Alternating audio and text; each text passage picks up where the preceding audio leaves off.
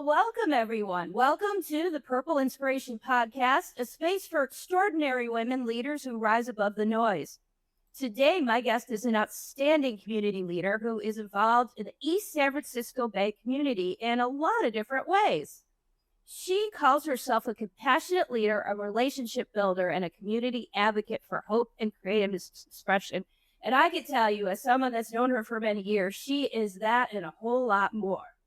Elaine Schroth is a nonprofit public sector leader with experience in civic engagement, tourism, and arts advocacy. She provides strategic guidance for 333 Arts, focusing on collaboration and nonprofit leadership. She is the emeritus president and CEO of Visit Concord, which we'll talk about a little bit later, and launched the Concord Visitor Center, leading award-winning initiatives such as Creative Concord and Accessible Concord. She is a true community advocate, past executive director of leadership San Ramon Valley and the Contra Costa Crisis Center, leading efforts to strengthen 24/7 support services.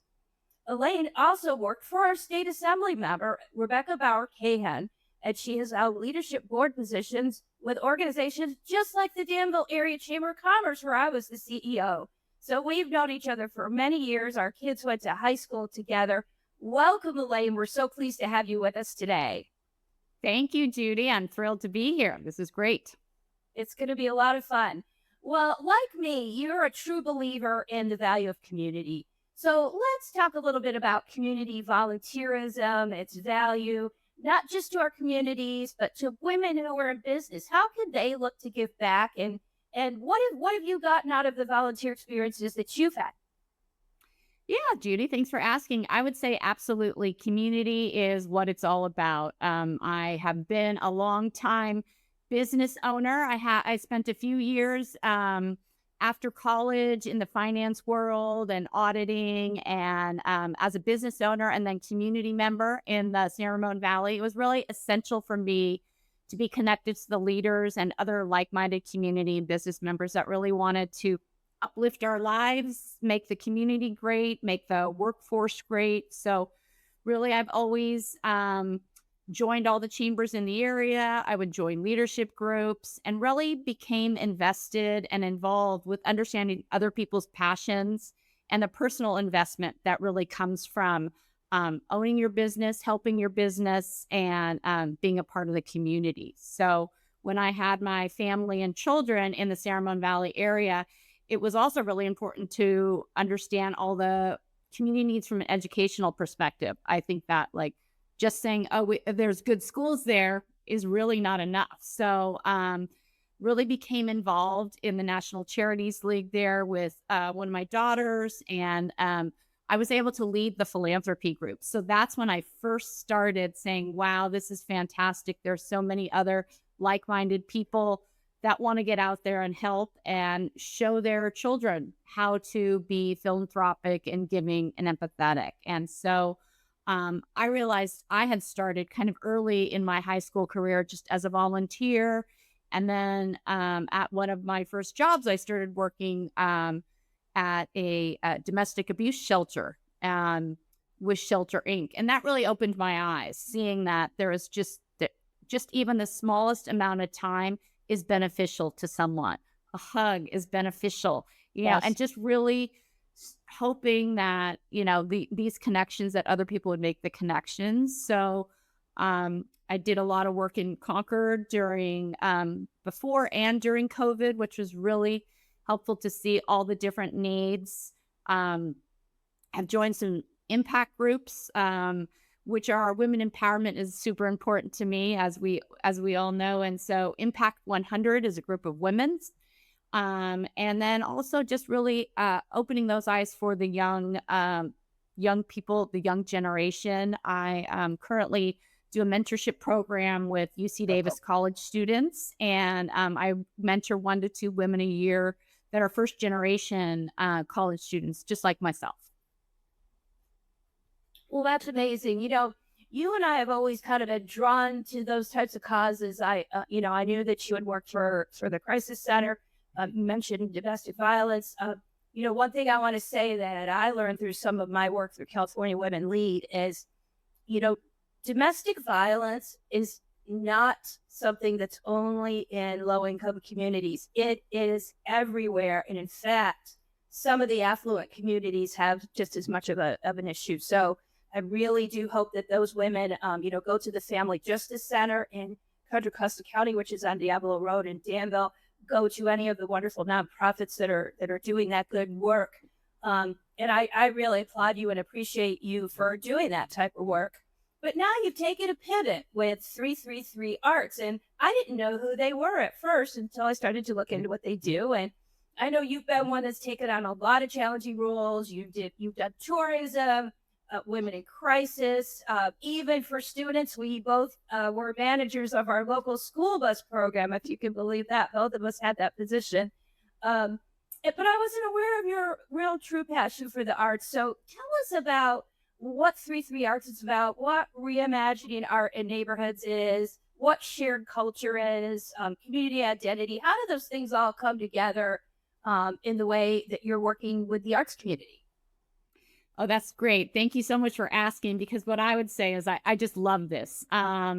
I'm working with 333 Arts, which is a nonprofit arts organization. And really, they go into communities, and through creative collaborations, they build a really strong shared culture through accessible and welcoming public art programming. That's mosaics, murals, art jams, everything that includes visual and movement arts. And I just know that the arts, right, they're for us. They benefit and strengthen all different communities, universally and individually. So universally, arts are essential. They've been around forever. Egypt, I just got back from visiting the pyramids, and, Europe, beautiful, beautiful art. It's always been, even in times of chaos, this is how they really took the time to continue on, and expresses vitality. And individually, really looking at supporting the artists, nurturing the accessible, the thriving venues that are expressions, and really having that fair distribution of programmatic, financial, informational resources. So we know that the arts are fundamental to our humanity, and they also strengthen our culture and our community. And I personally have always loved and appreciated arts. It's always been, for me, with my family, it was very cultural. My mom was Italian and Russian, and she had things from her life that she would bring into the house. And my dad was Mexican. They were all second generation San Franciscans, but their culture was very important to them, and sharing that. So many of the things that I looked at were very cultural looking, and I just feel like it really did share the value, the policies, the practices to all types of people. And so when I was approached in Concord by the group, the co-founders are Terry and Sage Loring. They have a for-profit called Local Edition Creative Public Curators.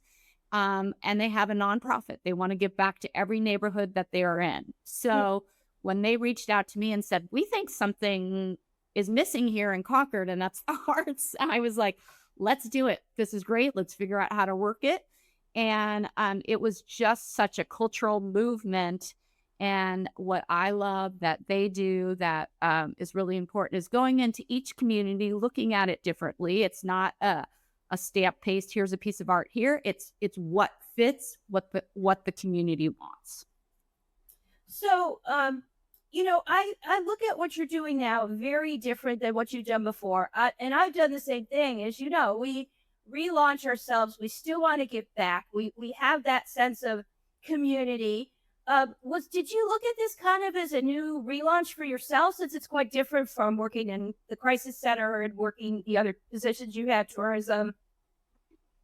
Well, I think for me, I know my path seems very windy, which to a lot of people, they're like, oh, I want to meet you because you've done so many different things. And, but I just love to learn and grow, continue to find ways to help. So I just felt like it was still a really, really good fit for me. I know when I was getting near my retirement, I said to Sage and Terry, if you guys need my help, I would love to talk about this because I think it's such a great program. I can go talk about a lot of different things, work with a lot of different non-profits, which I still do, but I really have this passion for the way that you are bringing arts into the community where people didn't have it before. And it made such an impression to those in Concord, which now with Creative Concord, when it was launched, it was 3 years of programming. We were able, to get into these areas, and people would say, "Wow, this is so fantastic! I have so much more civic pride. I loved my area, but being able to share this, knowing people that may have done the art, as well as knowing that we're bringing in seasoned artists with a lot of experience, and then we're creating little mentorship programs where these young emerging artists can come in and learn from that." So for me, as a relaunch, I'm still doing my advocacy and outreach, which I love, and just being able to now say like, oh, there's even more to do here. Here's more art that hasn't really been a big focus. And, we did create the Contra Costa Arts Council that was just created in 2024. Started out through Measure X, and I was advocating for them in Measure X meetings on Zoom because it was just so important. And so that's when we first started like our cultural corridor program between Richmond and Concord, putting our artists doing their work and putting it in Richmond or Concord, transferring it. Just a wonderful program, and lots of other programs that have gone there. So to me, I'm still having fun. Well, and I have to give an example that I saw recently, maybe not a 333 project, but an example of community coming together. And that's in Oakland, which has really, embraced their new mayor and has really embraced Alyssa Liu, their hometown sweetheart, who was the gold medalist at the Olympics. And I saw all this art come together, beautiful art that were very interesting renditions of her. And, she's got very signature hair, and I just got such a kick out of it. And the community seemed to just absolutely love it. It's something that's a common thread for them and something they can be really proud of. So I really applaud what you're doing there. Yeah. So, Elaine, let's talk a little bit differently here. Let's talk about advocacy. You're the campaign chairwoman for Yes on G, which is a community college bond in Contra Costa County. Now, I had a chance to work with community colleges all over the country when I was the Western Regional Rep for the U.S. Labor Secretary, and one of our local community colleges even won a national award. So I'm a big proponent for the good work they do. They've got flexibility in how they do their coursework and all different things that 4 years don't have. So tell us a little bit about this bond and why taxpayers should say yes. Give us some insight, if you would, on the valuable role that community colleges play in our communities. Yeah, thanks for asking, Judy, and applauding you for your great work with that. I'm a huge proponent as well for community colleges, and this bond here, Measure G, they provide affordable education and pathways to good paying jobs. So with this bond, they're going to be modernizing classrooms, expanding career training for essential jobs like nurses, firefighting, and healthcare. And what really is great that the funds stay local by law and they require independent oversight. So some of these fun facts are that our community colleges support 1 in 25 local jobs and contribute $2.3 billion a year to our local economy. They prepare nearly 50,000 students a year for well-paying essential careers. And again, having come from originally Sebastopol, California, Sonoma County, now, most students that graduated from Annalee High School went to the Santa Rosa Junior College. So it was just almost an automatic for many people. They gave you a small stipend. I did not. Somehow I figured out, I said, I want to go to UC Davis. And I figured out that path for me, which was great. But what I've seen is, just saving those first couple years and really kind of continuing on. And My children and their friends in the San Ramon Valley School District, they have seen many, many benefits through the community colleges, whether it's taking courses in high school or, just taking that time to maybe think about a different path that they might want and taking those classes, especially during COVID. That was, a really the option. And then, also when I did have my business services business, really encouraging our employees to take courses to see what the path is. There's many, many great certifications right now out there that you can get straight into the tech, the arts, the mechanical engineering. There's things that you can get right into and work into the workforce, electrical union. So again, this is a $920 million bond, but it is an education bond, and it is really what we need because many of these buildings that we've been working on, they're aging, and even many of the labs don't meet the modern safety or training standards. And so, we feel like the classrooms need updating to match the workforce demands, and our students really deserve better. So the communities they do that they're served. So again, that's Los Medanos in Pittsburgh, Contra Costa College, on the west side, and we have DVC in both Pleasant Hill and San Ramon. Well, the DVC campus at San Ramon is absolutely beautiful. I really enjoy that one. I do want to give a quick plug. My father-in-law told me this story once. We always talk about in our area, we talk about our kids and where are they going to college. And people sometimes just automatically assume, oh, you're just going to go to college. But for some kids, college isn't the right choice. And for some kids, they're not ready for a 4-year. And he told me a story about a woman who went to Napa Valley Community College, and she ultimately wanted to get into Stanford, and she did. And he said she was the best engineer he had on his team. And he said she didn't follow a traditional pathway. She started at community college, got her footing, got into Stanford, and really took that opportunity to excel. So I think everybody needs to think about what's best for them, what's best for their kids, and I really think that's important. So I appreciate the work you're doing on that. Well, let's pivot here for a second. So one of the things we talk about community. I'm now working, I think you might be aware, I'm doing some work with a group called Tri-Valley Reach, which provides affordable housing for adults with developmental disabilities, and it's low-income housing, which is really phenomenal for these families who want their loved ones to live in their communities. So, but all of these things, take collaboration with our elected officials, collaboration with other nonprofit leaders, collaboration with people we want to fund these efforts. So talk to me a little bit about that. What's your philosophy on collaboration and building consensus? Well, this is what I love. I mean, people really care about their community, and I think that's what's the most important. And to do it, even starting with tourism, they were like 4 or 5 isolated areas that received their own individual funding, but it was like, let's work together and create our Mount Diablo region. We're all have a part of the mountain.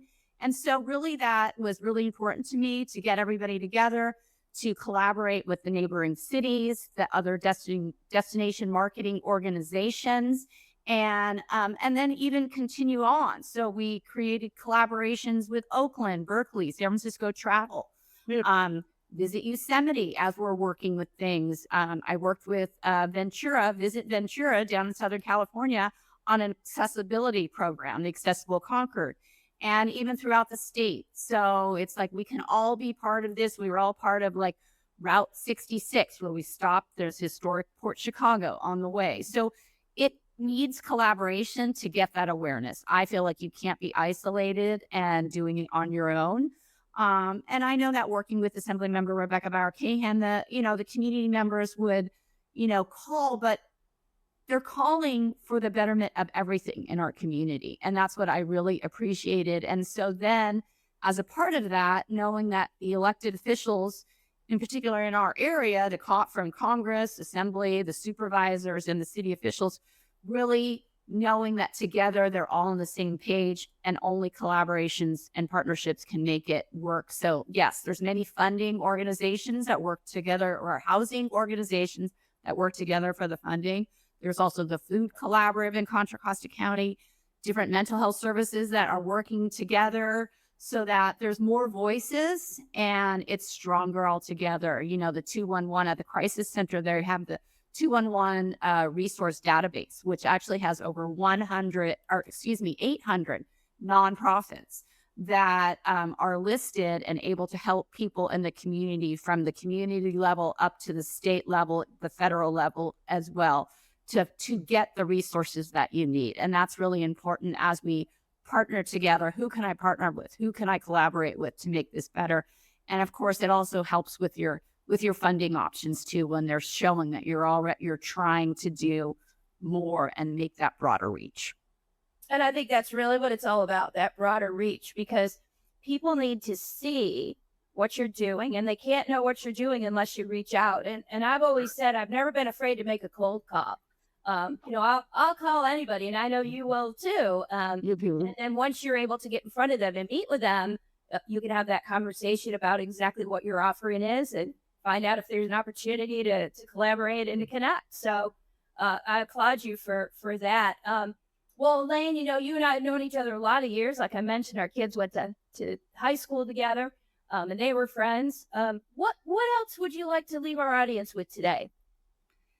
Well, thank you, Judy. It's a great pleasure chatting with you, but I would just like to add a little more about the arts and just say we all agree that everyone loves the arts, but how do we no longer have the stigma of a starving artist, right? And how do we really show that art should be accessible to all? So that's part of what I love talking to people about, because, a lot of people just think it happens, or I decide to go to a show or I don't go to a show. But, really with proper funding and paying a living wage for an artist, we can really reduce the barriers to artistic careers, especially those on limited resources. We have economic vitality and placemaking driven by a thriving creative infrastructure. And then really that widespread access to a diverse portfolio of arts and culture experiences that appeal to all. So we have the Contra Costa Arts Council, which again was started 2 years ago in 2024, and the policy went to effect. So we're new here actually in Contra Costa County as far as an arts desert, right? There is art in some pockets, but we're looking to really expand that, as opposed to like Alameda County Arts Commission has been around for 61 years. And in that 61 years, they've granted over $5.5 million to projects in Alameda County. So we're just getting started. I'm very, very optimistic about public art. There's been a really great appreciation for it as I talk about it.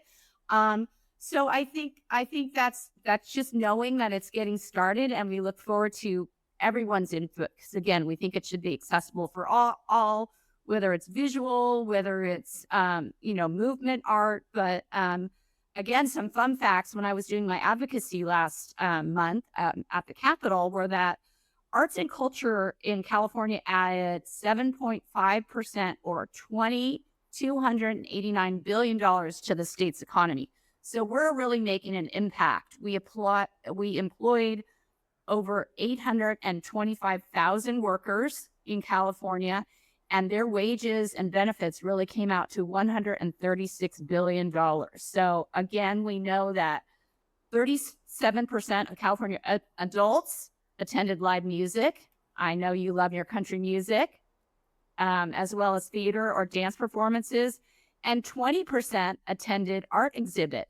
And that's just not to say what we're out there as public art that people are able to take a look at every single day for free. And sometimes all you need is a nice little take a look at the snack shack in Walnut Creek, Heather Farms. And that was done by a young artist. And she's just learning to do that. We're getting out there. Again, you can find our murals, Pittsburgh, Concord. We're getting ready to start our first one in Antioch and working that way, as well as we would just, love to start doing more about some of those areas that don't have a lot of art, but would certainly benefit from that because we know about the well-being and mental health, how much art adds to our lives. So we're just looking forward to more conversations about art, and thanks so much for your time. Well, art and music and flowers for me. Every time I walk by a rose and I see a beautiful flower, it inspires me and brightens my day, and art does the same thing. So, Elaine Schroth, thank you so much for being with us today. We appreciate your time and look forward to connecting with you soon. Thanks, Judy.